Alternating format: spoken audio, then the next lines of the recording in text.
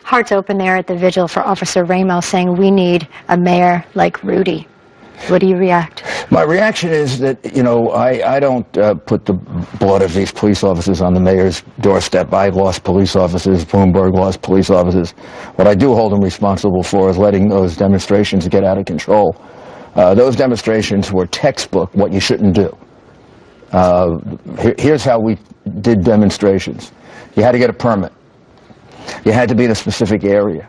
You had every right to make your First Amendment point, but you didn't have every right to make it every place you wanted, any place you wanted, and you had no right to block those streets. See those streets there? Ambulances have to get through those streets. So if this was an omission... You go block those streets, you kill people. Every night. Right. I don't know if the mayor understands this, but when he lets them take over the Brooklyn Bridge, maybe an ambulance has to get over the Brooklyn Bridge, and somebody dies because these idiots are calling for the death of So, in other words, Rudy, the way that Occupy Wall Street, down at the Zuccotti Park, where it was all right there, that's a better idea than having people everywhere. Yeah, although if I were mayor, that would have been gone in 4 or 5 days. Yes. Is he guilty of omission of leadership, which then led to the situation that... Well, I think he's guilty of creating an atmosphere of police hatred in certain communities. He is, and it is a lie. It is untrue. It's like Soviet propaganda.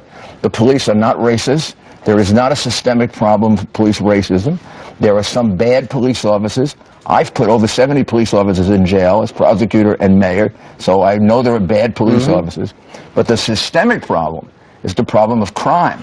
Right. And that's the problem he doesn't address. The city was at all-time lows of crime rates, and now we have this. The finest and now enemy number one. It's incredible. Because in certain neighborhoods, I mean, remember what happened with these 2 police officers? There's a perfect example of the ComStat program.